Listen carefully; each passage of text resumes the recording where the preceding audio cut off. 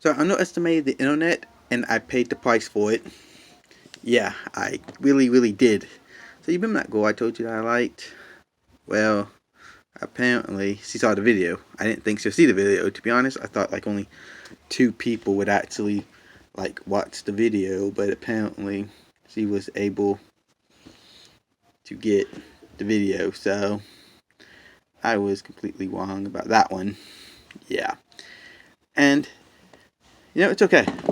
Things are awkward between us now. She pretty much was avoiding me the entire day. So that was that. Yeah. Let's just say it didn't go well. And I don't think she's too happy about it. Yeah. But, it's okay. And it taught me a really good lesson about just how powerful the internet really is. I mean, I didn't understand the full power of this internet. I just didn't. You know? Now I get a little bit more of an understanding of it. And just, you know, I can make a video right now and someone across the world can actually see it. And that makes it interesting. And with these videos, I can make ideas. I can sell ideas. I can sell opinions. I can give my thoughts on things. And whether you agree or disagree with me, doesn't matter. Because I have the power to convey a message to everybody. And that's an important idea. That's an important part. And it doesn't matter if it's social interactions, whatever it is, you can convey any message you want. And that's an interesting idea. But you got to be careful because, people will take your message and they'll try to twist it and turn it. They'll also attack your speech and they'll also get mad. And, one of the things I've been thinking about was taking down that video, but I ultimately decided not to take down this video. The reason is because of the principles of free speech. Right now, free speech is under attack in this country at every single turn that you look at. The ACLU, it's not even protecting free speech anymore. Southern Poverty Center, they don't care. They only are doing leftist propaganda. They, they put people like Ben Shapiro on a hate list. Yeah, Ben Shapiro. Come on, Ben Shapiro isn't a hater at all. And yeah, free speech is under attack everywhere. And I think it's important right now more than ever to get out here and get on this platform and just speak my mind. Just speak about whatever is going on with problems, all this kind of stuff. It's now more important than ever because I think very soon in the future we won't have this right anymore. You already see them trying to take down the First Amendment. It was I think it was the New York Times that says that Republicans are weaponizing the First Amendment and that it should be repealed. I mean, when have you ever heard that in American society, someone weaponizing the First Amendment? Like, how do you weaponize a right? No, we have the right to speak.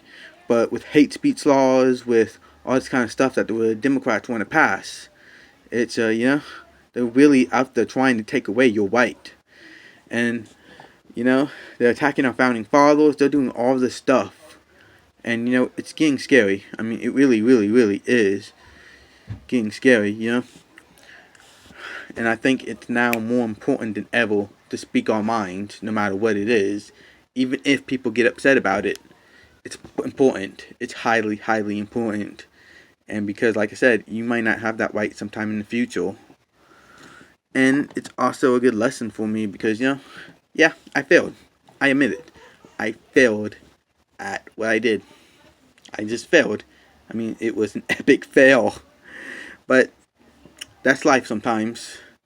It really is. Yeah. I was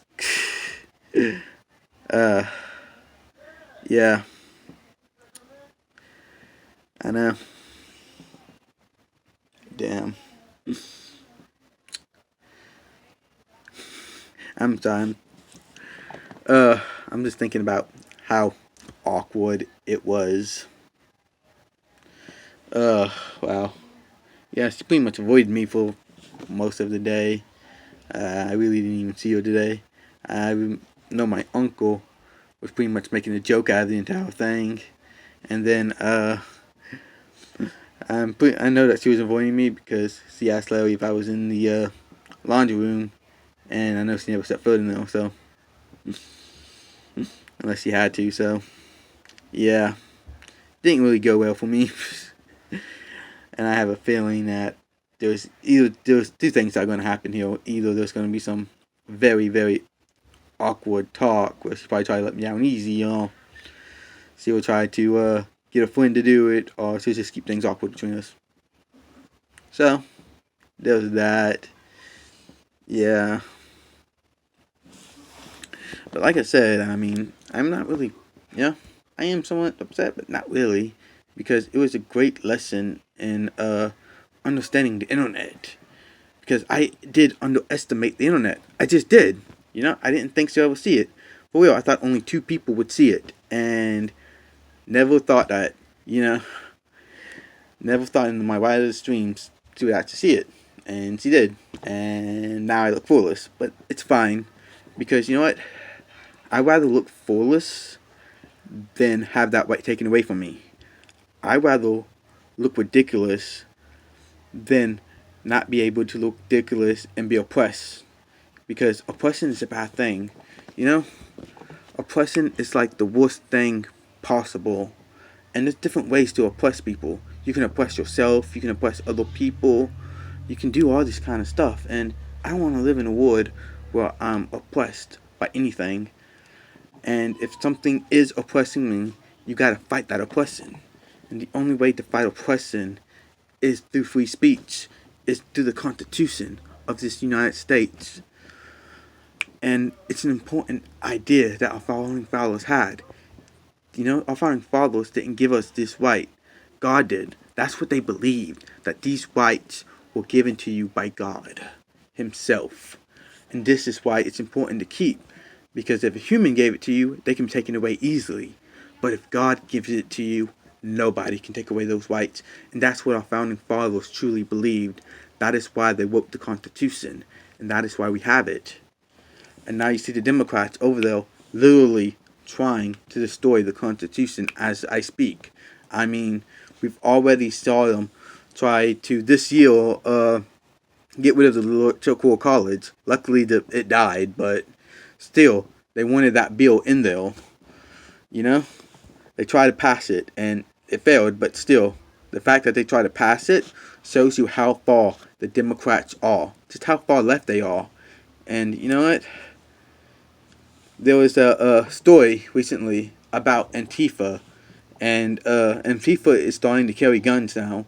Antifa used to never carry guns, and now they're carrying guns and waving flags. And Tim Pool actually said this: if you're a group walking around in masks, carrying guns, threatening to take over the government, you're probably the problem. And he's not wrong about that. Antifa is probably the problem here. And as I told you, we're headed into a civil war. And, that's going to come a lot sooner than most people think. And it's fast approaching, guys. I don't know what to tell you. I think it's going to happen a lot sooner than most of us think. And when it happens, don't be shocked. Don't be shocked at all that it happened. When they actually start to purge the Republicans, don't be shocked. Don't be shocked at all. Eventually they're going to come for me. I already know this. They're already coming after Michael Knowles from the Daily Wire. Then they're going to go after Andrew Cleveland. Then they're going to come after Ben, Steven. They're going to come after all these people. And, they're just going to come after us. And sooner or later, guys, we're all going to be got. So, like I said, y'all need to speak your minds out now. Y'all need to stand up for free speech. Y'all need to do everything in your power to speak, no matter what that speech is. Even if you disagree with the speech, it's that important to speak. Because speech is important. And the message needs to be important. And if these Democrats are able to silence us, there will be no free speech.